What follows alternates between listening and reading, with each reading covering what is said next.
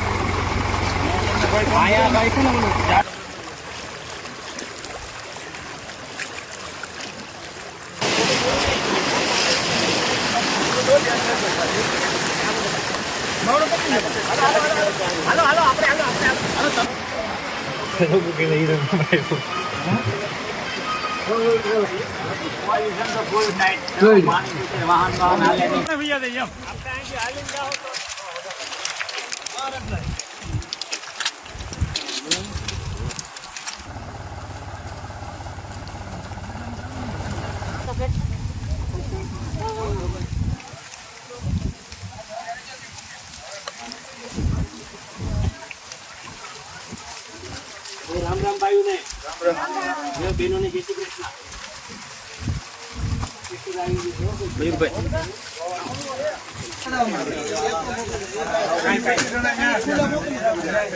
હા.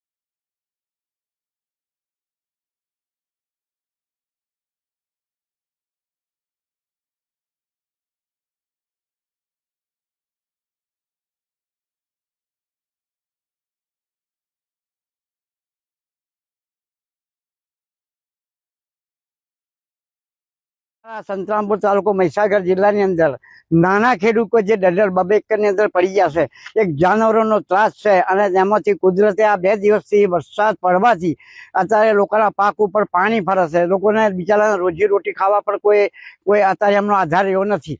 અને આ સરકારશ્રીને એક અમારી વિનંતી છે કે અમને વધારે નથી, પણ જે અમારા દેવાના દાસવાળાને જેને બિયારણ છે, આ બધા ઉધાર પાટે છે, એનું કંઈક થોડું વળતર મળે તો આ લોકો બિચારા 4 મહિના પોતાની રોજીરોટી કાઢી શકે એ પોઝિશન છે. ડાંગરનો પાક બિલકુલ ખરાબ થઈ ગયો છે, પાણી ભરાઈ ગયું છે.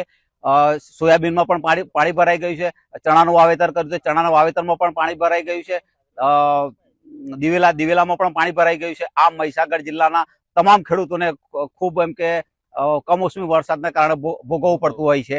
બિયારણ પણ મોંઘા થઈ ગયા છે. લગભગ જેટલી પણ ખેડૂતોની જમીન છે, એકરમાં તો અમને ખબર ના પડે, પણ જેટલી પણ ખેડૂતોની જમીન છે એમાં 90 થી 95% ખેતીને નુકસાન થયેલું છે એવું લાગી રહ્યું છે. ડાંગરનો પાક અત્યારે લણવાનો હોય, અત્યારે ડાંગરનો પાક ખલાસ થઈ ગયો છે અને ડાંગર, મકાઈ અને સોયાબીન, દિવેલા આ બધો જ પાક અત્યારે પૂરો થઈ ગયેલો છે. જેથી સરકારને અમારી વિનંતી છે કે મહીસાગર જિલ્લામાં વળતરની જાહેરાત કરે અને વળતર આપે એવી. અંદાજે કેટલા એકરમાં પાક નિષ્ફળ ગયો હશે?